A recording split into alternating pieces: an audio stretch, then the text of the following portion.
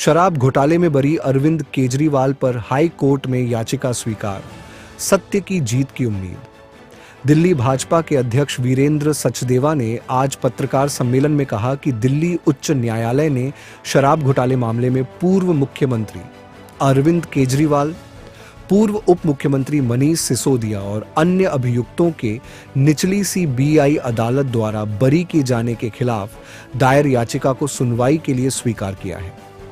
सचदेवा ने इसे न्याय की प्रक्रिया में एक महत्वपूर्ण कदम बताया। आज दिल्ली हाईकोर्ट में सीबीआई की अपील पर जो सुनवाई हुई है, उसमें मूल रूप से ट्रायल कोर्ट ने किस तरह से साक्ष्यों की अनदेखी की थी, उसका उन्होंने पूरा विस्तृत विवरण दिया है।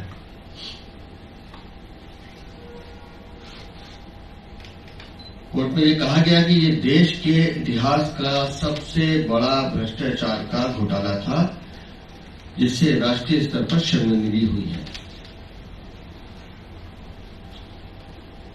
कोर्ट में यह भी कहा गया कि निचली अदालत द्वारा आरोपियों को डिस्चार्ज देने का आदेश आपराधिक न्याय शास्त्र के मूल सिद्धांतों के विपरीत है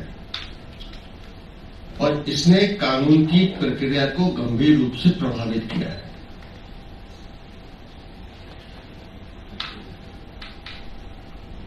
वहां यह भी कहा गया कि डिस्चार्ज के आदेश पर साक्ष्य पर अदालत ने जो इवैल्यूएशन ऑफ एविडेंस कर दिया, वो उस चरण पर नहीं किया जाना चाहिए था। ये तो जब मुकदमा चलता है तब ये सारी डिस्कशन आती हैं। और पिछली कोर्ट के ऑर्डर को सीबीआई के वकील साहब ने कहा कि यह आदेश वास्तव में बिना ट्रायल के आरोपियों को बरी करने जैसा है। उसकी मतलब अरविंद केजरीवाल, मनीष सिसोदिया आदि आदि। ये शराब घोटाला एक संगठित अपराध का मामला है, एक संगठित षड्यंत्र का मामला है और षड्यंत्र कभी भी खुलेआम नहीं रचा जाता, ये हिस्सों में रचा जाता है। लेकिन दुर्भाग्य से उस ट्रायल कोर्ट ने उन सब पहलुओं को नजरअंदाज किया। अगर एक सवाल जो हम बार बार पूछते रहते हैं कि शराब नीति में बदलाव क्यों किया गया,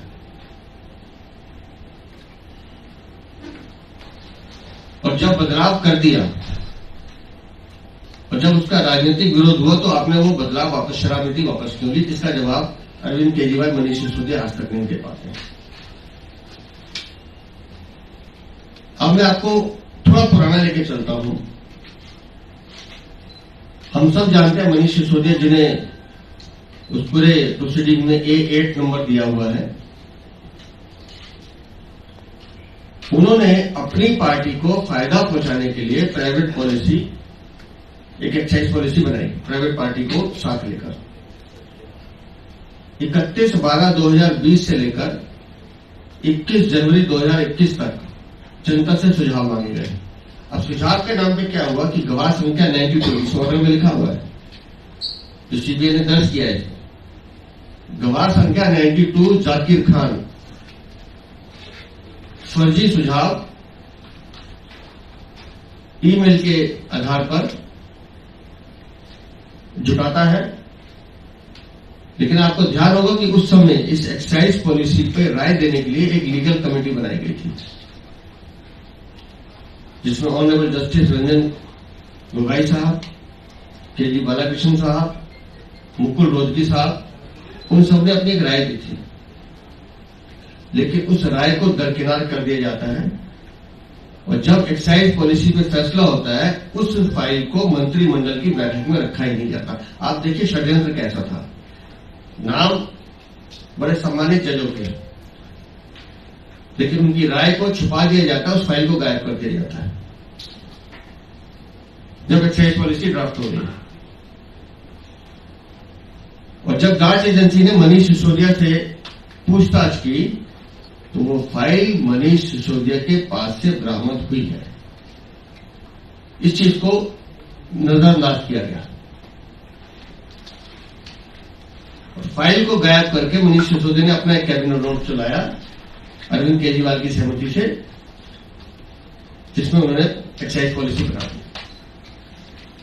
और मजे की बात है, एक्साइज पॉलिसी बना रहे थे तो एक्साइज कमिश्नर को उस मीटिंग से बाहर रखा कि भाई तुम्हारी जरूरत नहीं है, हम अपने आप में एक्सपर्ट हैं, हम जानते हैं शराब के व्यापारी हम खुद हम बताएंगे कि कैसे हमको एक्साइज पॉलिसी बनानी है। ये वो सब फ्लॉज हैं जो ट्रायल कोर्ट के ऑर्डर में दिखाई देते हैं और ये सब बातें उसमें लिखी है। अपनी जांच एजेंसी ने, सीबीआई ने ये सब बातें दी हैं। मनीष सिसोदिया के ऑफिस वाले कंप्यूटर से फॉरेंसिक जांच में पता चलता है कि मीटिंग की रिपोर्ट फर्जी उसके अपने कंप्यूटर से बनाई गई थी। कैसे 5% का मार्जिन 12% किया गया, योग्यता की जो लिमिट थी 100 करोड़ से 500 करोड़ रुपए किया गया, और ये सब जो पॉइंट चेंज किए गए ये वही जो साउथ ग्रुप था जिसने ड्राफ्ट दिया था 36 पेजों का, उसके आधार पर ये सब एक्साइज पॉलिसी में जोड़, मतलब इस तरह की कई सारी चीजें हैं जो इस ऑर्डर में अनदेखी की गई, जिसकी बार बार जिक्र किया कि सीबीआई ने जो जांच की थी वो साक्ष्यों के आधार पर की थी। 2 मोबाइल फोन मनीष सिसोदिया ने नष्ट की। कहां गए 2 मोबाइल फोन? एविडेंस है व्हाट्सएप चैट्स के। व्हाट्सएप चैट्स क्या है? विनोद चौहान हवाला ऑपरेटर, 44 करोड़ 50 लाख से ज्यादा रुपए गोवा चुनाव के लिए दिए जाते हैं। वो चेन आइडेंटिफाई हो रही है लेकिन उसको नजरअंदाज किया जाता है। और आज के इस मूल रूप में सीबीआई के जो तरफ से कहा गया है कि रिश्वत देने वाले समूह ने नीति को अपने अनुकूल बनाने का प्रयास किया। इस प्रक्रिया में व्हाट्सएप चैट, ईमेल और अन्य डिजिटल साक्ष्य उपलब्ध हैं। रिश्वत की राशि हवाला माध्यम के चैनल से ट्रांसफर की गई। विजय नैयर की क्या भूमिका वो स्पष्ट की गई। विजय नैयर जो आम आदमी पार्टी का कम्युनिकेशन इंचार्ज था, वो इस पूरी डील का संपर्क का माध्यम बना। इसके अलावा जांच एजेंसी ने जो जो साक्ष्य एकत्र किए हैं, एक व्यक्ति जिसका जिक्र आज भी डिस्कशन में आया, बुच्ची बाबू, उसके साथ जो चैट हुआ वो इस षड्यंत्र को कोरोबोरेट करता है कि हाँ भाई इसमें लेन देन हुआ है। टॉप स्टोरी ब्यूरो के लिए दिल्ली से रवि डालमिया की रिपोर्ट।